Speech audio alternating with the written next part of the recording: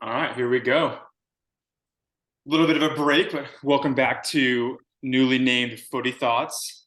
I'm Joey. I'm Casey, footy thoughts, baby. Oh yeah. No more Fish, what's cringy the word? names, Yeah. A little bit more professional footy thoughts. big steps here. We will be previewing, I believe it's game week 22. It is, let me double check, I think it's 22. But there's games starting on Friday, Chelsea, Fulham, 2 p.m. Central. I think it is, I didn't even look. And that's the game we'll be starting with, especially with all these signings that Chelsea have been made. It's definitely an interesting game to start with, as well as Fulham being higher than them on the table. It's a good place to start. Yeah.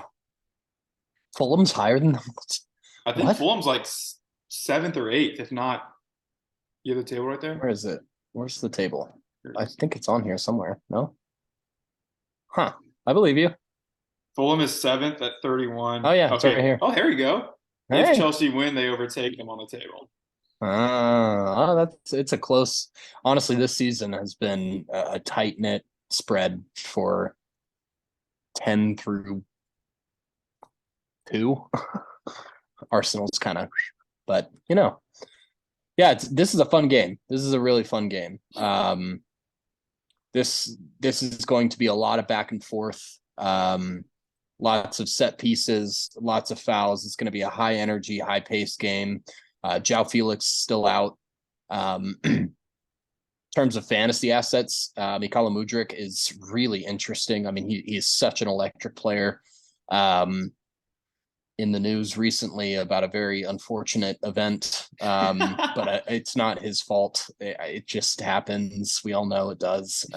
We like music, all of us do. Um, Just singing along to songs on TikTok that you shouldn't be singing along to. But it's yeah, okay. I think what I'm most interested in about this game is one, Chelsea has as both of their starting wing backs back. So, well, they probably won't start this game, but James is back as well as Chilwell. They're all healthy. So they've made some upgrades in Badiashile. Close I don't enough. really know how to pronounce his name, but we'll stick with that. They've made some reinforcements. Chelsea has spent like 320 million Yep. pounds in the January window, which is unheard of, absolutely ridiculous. Spent more than most of all of the other European leagues combined. Anyways, let's see if it plays out for them. They lost Jorginho. That's a very interesting. It was an interesting trade to begin with. He went to Arsenal. Um, it's interesting how Chelsea will set up. It looks like Hall is starting to get a lot more minutes. He's looked pretty damn good, to be honest. But Jorginho is interesting because he sets the tone in any midfield. I think it's a great pickup from Arsenal. I think it's a weird trade in general, but Chelsea without Jorginho will look different. Could be very good, could be very bad, could be not much at all. They will look different though. He's the penalty taker as well. He has one of the best penalty records in the world, to be honest. So that's one to look out for. They still have Kai Havertz up here, which it hasn't really. It, it's hard to say. He's good. He's a great player. It's just the system. I think he's too focused on being the 9 when in reality he's a true 10. And it's tough. So, well, this is going to be a very back and forth game. I think both of these teams are going to score. I think there's going to be lots of set pieces. I think it's going to be goals, chances, shots, a lot of it. So, what do you think, Joey? I agree that it'll be too early for certain players. Like we're not going to see Chelsea's full strength lineup. More than likely, I think Hall will still play, and then I believe I saw that Kostic is actually out. But I would expect the full lineup to be some sort of Enzo, Zakaria, and then Gallagher in there, unless I'm missing somebody. I think Hall's time here is in the lineup is limited moving forward, and I think I saw that Sterling is back too. So maybe you know, Graham Potter has been limited with what he's been wanting to play. I think we could see Mount go out and see Sterling come in, and then see him and Modric be able to just stay out wide, allowing Mm-hmm. Havertz maybe even to come in with more runs from the midfield. But yeah, I wouldn't expect Azpilicueta to start either. So I think this comes a game too Yeah. early, but I would still expect Chelsea with kind of new, all this new energy, new attitude. All these players in the training ground are seeing all of these new player faces too. So there's definitely some sort of excitement that's coming from Chelsea going into this Believe it or game. not, they've got a world class coach. I Mm. still stand by my comments. I think it was a couple months ago where I said that Graham Potter, I see Graham Potter being a world class manager. I still stand by that, even with the bad run of form, even with all the money spent and nothing to really show for it. We'll see how it continues forward, but I think Graham Potter is still kind of learning the ropes with this squad. He's doing it piece by piece. He's learning it. Like Kepa is the starting goalie, and he has been fantastic for Chelsea recently, in possession as well as making your regular, everyday goalkeeper saves, and that I think Potter is taking it piece by piece, and he's figuring out who exactly in this squad is really going to fit in. He's got a lot of players at his belt, so I we'll will see say how that progresses for him. FPL wise, obviously, like I just said, it's not the first game that we'll see all these players, but once you see Reese and Chilwell in there, that's how they play with the forwards is going to make me kind of pick if I want like a central player, like a Havertz probably with all these crosses, or if Chilwell and James getting so high up, it'll allow players like Modric and Sterling to cut in. So Yeah, moving forward, there's going to be plenty of options at plenty of price ranges to choose from, but I would still just wait.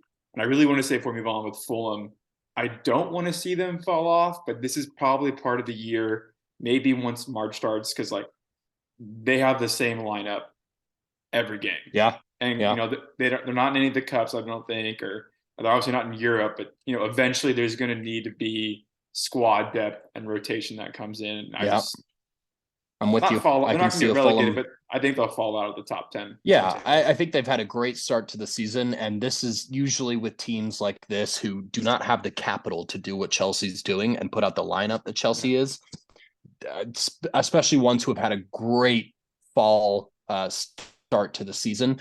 In the spring, I mean, players tire out, players get injured, motivation comes lower sometimes. I mean, these are all things that affect smaller clubs heavier than clubs like Chelsea, who can just pay their way out of all of those problems. Fulham, it will. I agree with you. I think that's a sound reason to what Fulham could potentially face going through the back half of the season. Yeah. All right, we'll move on to the first game on Saturday morning, the Everton Oh Arsenal baby. game. As Oh always, Casey being an Everton baby. fan, me being a Tottenham fan, we always talk about that. Uh, Casey seems optimistic, as he should. The last time they played a top six side was City. Y'all drew 1-1 with a Damari Gray absolute banger. Yes, So was why a can't they do banger. it again? And tell us why. Hmm. Why can't they do it again? Hmm. I could name off 20 different reasons for Holy that, but I'm shit. actually going to go the other way. Y'all are only 35 points apart in the table. Good Lord. Oh. Um, I will say, just as kind of a resounding general statement, I've been so bleak on Everton for so long. It's really hard to be an Everton fan. Shout out to all my Everton fans watching this Oh, yeah. if you're there. I mean, we're going through the dark of it right now, especially being an American and following soccer and especially United States soccer for so long.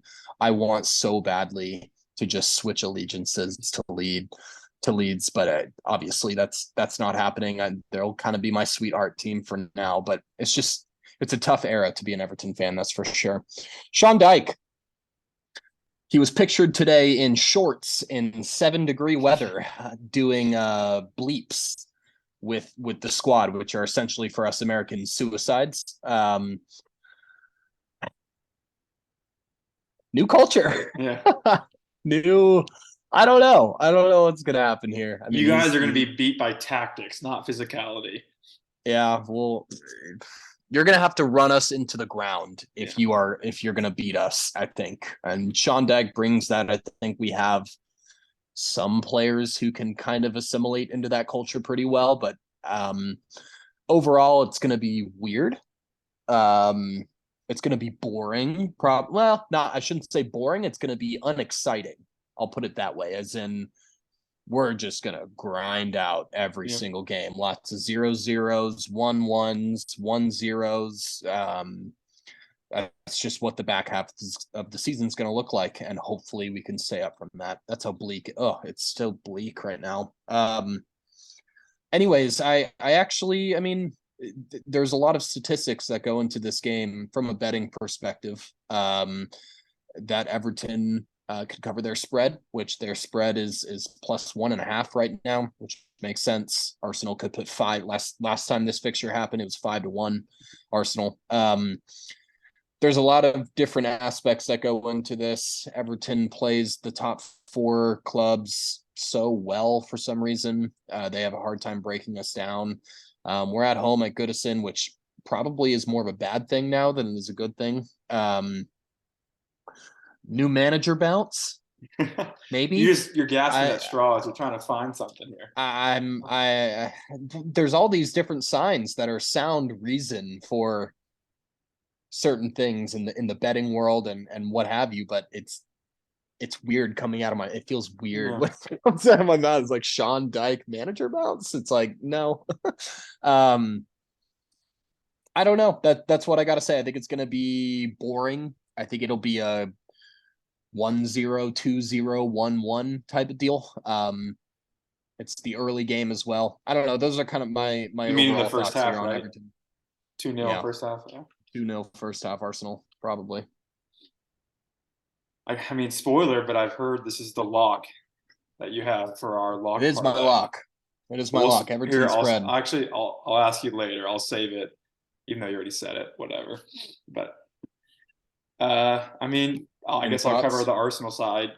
Yeah. They're a wagon. They've dropped points twice, and they were both ties to Newcastle and actually away to Southampton. So they are penetrable for these smaller sides, but like you said, it's going to take a defensive masterclass, 90 minutes of minimal errors. Of course, every team's going to make mistakes, but I doubted you guys against City. You got a point, so I can't doubt you guys here, especially the new manager bounce, which is a real thing.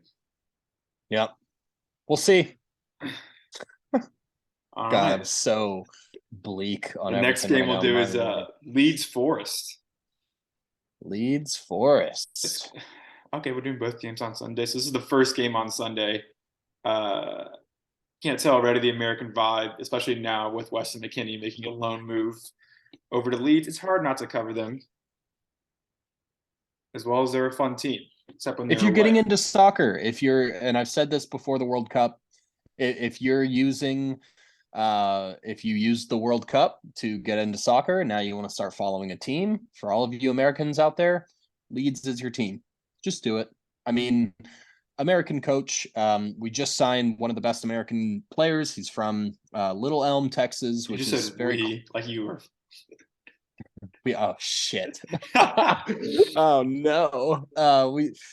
I almost said it again. They just signed Weston McKennie, Little Elm, Texas. Joey and I both grew up near that area. We played Little Elm High School in high school. He's very exciting. They got Tyler Adams, they got Brendan Aronson, and they got Jesse Marsh as their American coach. They are in a relegation fight as well, although I do not think they will get relegated. I think they have a strong enough squad. Yeah. It's a big game. To. They're only 3 points apart on the table. It is a big game. This is going to be a fun game, actually. I think this is going to be a really fun game. Forest is pretty exciting right now, too, with the 30 trillion signings they made in the last couple of months.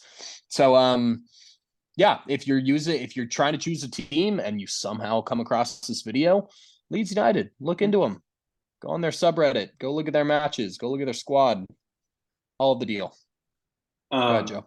Player-wise, I'm loving Brennan Johnson currently. He had a big chance against United in the Carabao Cup semis.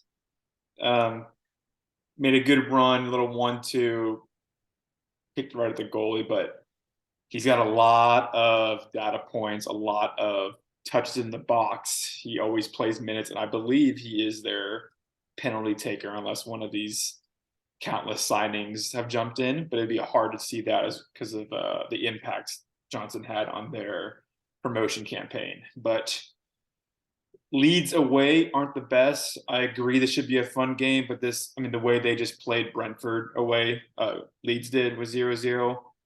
This could be a 3-3 Yeah. game, but I could also see this being like a 0-0 game. But no doubt Yeah. it will be fun. It will be end to end, and they just don't have all the players that can, do something special. Like it would take a clear cut chance to break this game open, and then from then you can see the floodgates opening. Yeah. Yeah, I agree. This should just simply be a fun one of two teams that are still trying to figure out their way. Leeds, big news came out that Rodrigo is injured Oh for yeah, months. yeah. That's actually huge. It didn't really break too many forums, but that's big for them. He's been their highest producer by far in terms of attacking returns. So Bamford is back. We all know how good Patrick Bamford used to be He's before catching some form pre-injury. too. He's catching some form too. He's very interesting from an FPL perspective. Ears perking for fantasy is Wilfred Ginotto and Patrick Bamford. Both of those, I think, are very, very solid picks at the forward position for Leeds. If you do play FPL, they do have a double this game week. I'm not sure I don't think I'm gonna bring a player in, but because both their games are away. If you Looks have a like Leeds player, just keep your Leeds just play player. him. If you don't have a Leeds player, consider bringing one in because both their matches are kind of tough and they're both away. But Leeds is an exciting position right now. They have a lot of motivation. So yeah. And what else you can do on Sunday morning at 8, and the game's on cable. So Yeah. no choice but to watch it. All right, the big boy on Sunday. Fun game. Still have some PTSD from the 4-2 smacking we got. Yeah. It's hard not to have confidence, or not confidence, but at least optimism going into this game. It's at home, and I should have pulled up a tweet. We have a crazy, like, I believe the tweet I saw was that City have not scored at the new stadium yet, which is just crazy to say out loud. I read the tweet and I was like, that can't be a real thing. Sorry, I'm scrolling. Oh. While I scroll, we signed Pedro Porro from Sporting. Took us to the very end of the transfer window, but that is something very exciting to look forward to. And of Good course, signing. we lost Conte to not appendicitis, but gallbladder removal surgery. So he will not be on the touchline for this game, which sucks because even That's tough. The Sporting head coach said that Porro is now Conte's son. Because granted, we have Doherty, or he's now at Atletico Madrid, but we had Doherty, we had Emerson, but we didn't have a sort of Perisic type player on the right wing back. Yeah, I got the tweet. Man City's next game is at the Tottenham Hotspur Stadium, where they have not won a single game. Oh, okay. Yeah, or earned a single point, or scored a single goal, missing 2 penalties since it is opened 4 years ago. 2018. Yeah. So there is the optimism there. Obviously, they have Holland now, and they just put 4 past us. But Bentancur got great minutes during the week. He was coming back from that injury from the World Cup. Basuma got a lot of good minutes. Son, 2 goals. So things are clicking. I fully expect Porro to play. He was announced early enough. He's been training with the squad. I think he slides in. Well, it's tough that Conte's not there. That could be a factor in him not starting. It would suck to see Emerson play, but it would make sense if Perisic does. Because if we were to go, somewhat defensively, because City have a lot of their chances on the left side, Perisic could go up and Emerson could stay back. But I'm looking forward to the midfield battle. I'm looking forward to watching Reece make a big mistake, not necessarily a mistake, but the main point I wanted to get to is that Cancelo is now gone from Manchester City. He's on loan. However, he didn't even play in the game against us. Rico Lewis has promise. There were a few times where he was nervous over the ball, so I'm hoping Tottenham can find a way to exploit him. just because he's still 18, like that's definitely going to be their weakness in the midfield. I'm not saying he's going to give the ball away. I'm just saying that's definitely going to be a point of attack. I'm so high on Rico Lewis, man. He's so good. I agree with you though. He's 18. He should be targeted to exploit. I'm so high on that kid though. He's so good. Comes out of nowhere. And this is kind of a segue, but this is my opinion. What makes Pep one of the greatest managers of all time is that he saw the promise in Rico Lewis and he started saying, "Hey, one of the best left defenders in the world. I'm going to bench you for a while and play this 18-year-old kid." Yeah. And Joao Cancelo was probably like, I mean, all right. And then as time went on and Rico Lewis showed the fuck out, Yeah. Joao Cancelo was like, well, shit, I want to play. Like, I know this kid's balling out, but I want to play. Loan to Bayern. I mean, all And he already parties are got an kind of assist. happy. Yeah. Maybe not Joao Cancelo, but yeah, and he already showed out for Bayern too over the weekend. It's interesting. This is what I think makes Pep one of the greatest managers of all time. It's just this current situation is great. It is a great showing of that. Really like Rico Lewis. I hope you guys can try to exploit him, but I hope he doesn't get exploited by you. Yeah, I know. He probably won't know in his luck or in his skill. He's not Yeah. luck, but I'm more than likely going to transfer in Mahrez this week. So I'm going to have three City assets against Tottenham with 0 Tottenham assets. That's how it's going to go for me. But Joey, quick question. What are your overall thoughts on Heung-min Son? I'm curious. He's obviously had a very, he's not himself recently. He's himself, but he just hasn't gotten the luck or whatever he needs to really go on those scoring streaks. What do you think's going on? What do you think will happen? he's not gone in the summer unless some stupid like offer comes in. But what I noticed in that FA Cup game against Preston North End was that he scored 2 bangers. One of them outside the box, left-footed curler just touching the inside of the post, and then the one where he made that move. And I think he lost confidence after that face injury he got before the World Cup. And he hasn't been himself. He hasn't been attacking players, dribbling wise and wide, and he hasn't been hitting those long shots, which we know he can make. And so I think a lot of his drop off came from obviously that confidence loss, but also he wasn't doing what he does. He wasn't taking the shots he usually tries. Like he doesn't just take one of those shots and score it. He usually takes 1 or 2, and then he finally gets a little ball roll and shoots it, which gave him the confidence to have that nice swim inside the box, turn the defender, and score. So I don't think he's gone during the summer. I don't know if he's going to get a brace this game, but he's definitely going into this game thinking that like, okay, I'm starting to get my game back. I'm starting to get my feet back in front of me, having control and confidence of the ball. So it got very dark. Good thoughts. Especially on the Reddit forums, especially on Twitter. Yeah. Very dark with some. I mean, as it should have from a stat base.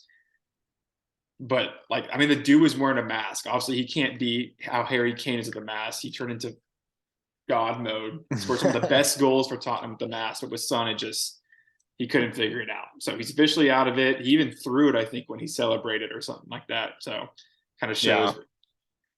But I'm excited for a big game. I'm also going to watch it. I'm going to be on my toes. I think the best thing we can do to have a chance is just to not let them score early. So that's where it gets out of hand. Yep, that'll be a fun game. I will be. Oh no, I have my own footy game. I think at 10. Missing it? Yeah. Really quick. What? So obviously City runs like a 3-2-3-1 in possession. We see Akanji kind of a mainstay. More than likely, Nathan Ake is going to be keeping his spot in the lineup. How do you think those two plus a John Stones is enough for them to not only make a run to catch up to Arsenal, but also make a run in the Champions League? Ruben Diaz is back too, but he still hasn't fought his way in, and then Laporte's just not even getting minutes.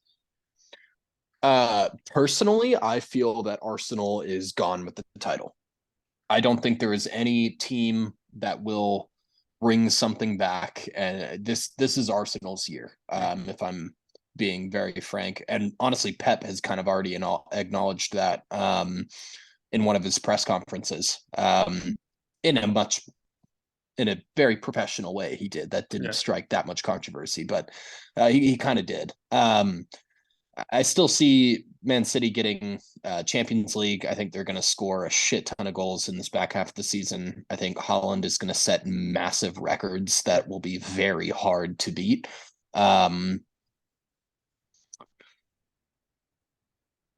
I don't know about clean sheet. I think the point you're getting at is with their defense. What's the availability of clean sheets for them?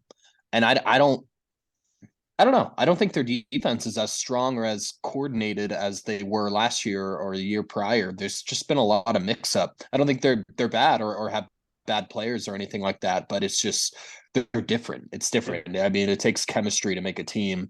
João Cancelo's gone. Sergio Gomez has not really breaking through with Pep as a favorite. Rico Lewis obviously has. I think Akanji and Ake have been really solid, but they're different. They're not that Laporte, Diaz, Stones, like core that they had all of last season. It's just different. So it's hard to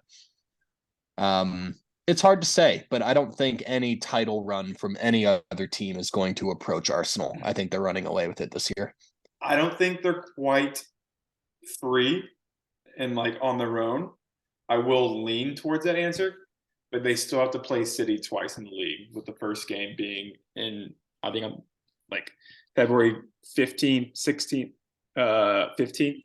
So I don't think they're fully gone, but yeah, because they still have City twice. But I can agree that you're saying, and I kind of have the same agreement per se on the defense. I love Akanji actually.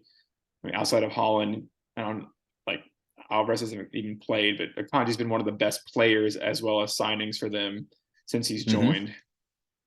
Yeah. Just a thought. I mean, Cancelo really wasn't known for his defensive availability or like ability to speak with, but which is a thought. Yeah. Won't be captaining Holland this week. Triple captaining Rashford. What are you doing? Yeah, let's talk about FPL for a minute. My thoughts on FPL. Man United are running. They're so fun to watch, and I truly believe, and I've kind of been on this train for a little while now, but Bruno Fernandes has been in my team for the last since the World Cup, actually. I think he is going to return to a certain form that he was in. Now that I think the overall vibes at United are just better, and Bruno has always been that focal point. I know he had a very slow year last year. He had a slow start to this season. But they finally have a real identity again. It's interesting how that happened right when Cristiano Ronaldo left. Crazy. I think they have a real identity again. They've got Rashford is just. I don't want to cut your stride off, but with Jadon Sancho coming back and Martial, when they were both subbed on, did you see where Bruno went out to? No. I swear, like it wasn't because there was like a throw in or a random set of play where players were out of position. Once Jadon Sancho came on, Bruno went out right because Antony was subbed off, and it was Sancho. Interesting, playing the 10. That's what Eric Elevenhag said. He was like, Sancho can play both the wing and the 10, and I was like, excuse me? Dude, he played the 10 the whole time he was subbed in. So like, I agree with the Bruno. Like, honestly, Sancho won't start this first game because he's just coming back. But like, if he starts and Bruno's in the lineup, I would fully expect Bruno to be playing somewhere out on the right. Interesting. See, but here's the thing about that. That could be good or bad. Most people would think automatically that's bad for Bruno because he's a 10. That could be good. He could get way more like pure fantasy return. From a pure fantasy return perspective, he could get more opportunities out wide. I mean, he loves those curling balls. He loves those, tricky things, and then throwing it across. I'm just letting you know that like I'm giving you this agenda because I'm not transferring him in. So you're not taking Bruno in. I can't afford him. I have Ericsson, and I'm not taking a hit to get a player in who's going to blank for me when I already have like 6 players who are going to blank. I'm doing Erickson to Mahrez because Mahrez has a double game week next week. Fair enough. If I Fair could enough. Good afford him luck with straight up, that. I would have done it. I can't take hits. I got to catch Yeah. points. I got to catch up to Yeah. you guys. Yeah. Fair Okay, enough. we're gonna finish up real quick here. Let's see something else to Okay. say. I guess FPL Nope. wise, Go for it. I was gonna go to our locks. Okay. Let's do it. Mine first. Who are you gonna captain really quick? Rashford or Bruno? Bruno. Bruno's my captain right now. Are you gonna triple captain him or captain him? No, I was thinking about a good old TC on Bruno, but it kind of caught wind, and I don't like that. I don't like that at all. Well, trust me, It, it does not have nearly as much wind as Rashford does, so it'd still be a differential play. true. Yeah, I think I'm gonna lay low for it. I'm gonna use my TC on Holland at some point, probably. Well, he has a double game week So next I'm just week gonna against Villa he and does. Arsenal, which are Yeah. not hot fixtures. We'll see how that goes. I think I'm just gonna straight captain Bruno, and we'll call it a day at that. Okay, our locks. You have heard Casey's. All right, my lock. Everton is a +1 home dog to Arsenal. Rip it.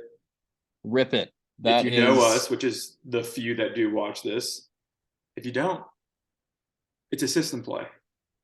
It is a system play. We've got systems going. We You study Vegas lines. We study the lines that they put out. Listen, here's a good betting tip for you right here. Vegas knows every single statistic and more than you could ever possibly imagine. Do not underestimate what they know versus what you know. They know more than you. Study the lines that they give out. Sometimes they try to trick you. It's a money-making machine. They try to play tricks in your head with what lines come out. This is especially popular in NFL and in college football. Well, mostly NFL. They try to trick you with lines, what we call rat lines. Soccer is interesting because you can study these lines and there's only so much they can do with them. There are a couple different systems that I have going that I'm testing over the last 6 months or so, longer, but officially testing over the last 6 months or so, that include a underdog at home, a +1 underdog at home, corner kick bets, they're great, and both teams to score, yes or no. These are the three that I've been testing for a long time. And it's not just, okay, this qualifies based on the Vegas lines, take it. That's not how it works. It takes some discretion. It takes some user knowledge to be able to make a final decision. You just look at the lines to be able to see which games qualify for one of these systems. And then you do your own research and try to make your bet. Nothing's ever going to be pure from a line that Vegas puts out. So as an example, Everton is a +1 home dog to Arsenal. Games with 1 goal differentials are extremely common in soccer, especially at the top tier of soccer. Top 5 leagues across Europe, an underdog that is a 1 goal difference to lose at home is a very solid bet to place. So that's my lock of this week. It's the early game as well. It's a weird game. Sean Dyche's first game as an Everton manager. It's just weird. I think it's going to be a gross game, and so that's what I'm betting on. I'm betting on a 0-0, a 1-1, maybe even a 1-0 win to Everton. Probably not, but here we are trying for it. Give me the lock. Give me what you're taking one more time. Just like the state. What are you taking? Everton +1. Everton spread. All right, and then I will be taking. I'll give you. I'm a data guy. I'll give you a data play. I'm looking for a Brentford bounce back here after they tied Leeds away. Every game since the World Cup break, they've scored in the Premier League. Every Premier League game, which is 5 games, scored 2 or more goals in 4 or 5 of the games. 3 total home games, at least 2 goals scored in all 3 of those games. Can be Brentford team total over 1.5 at even money.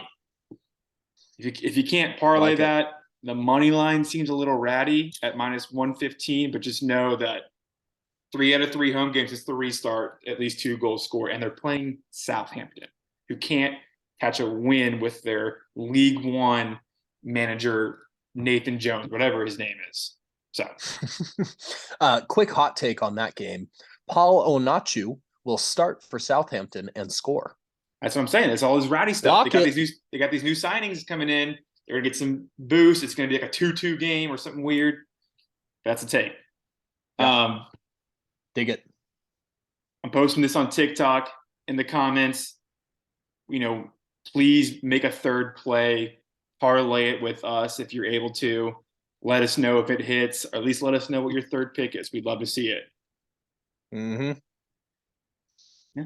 And with that, Okay. that is our preview of a few games from game week 22. We will do our best to review them. For sure, review how our parlay went, how our takes went for the games, and then catch us looking or covering more of these games in the future. At least trying to, at least. Buddy thoughts, baby. What are your thoughts? Let it New rip. name. Let it rip.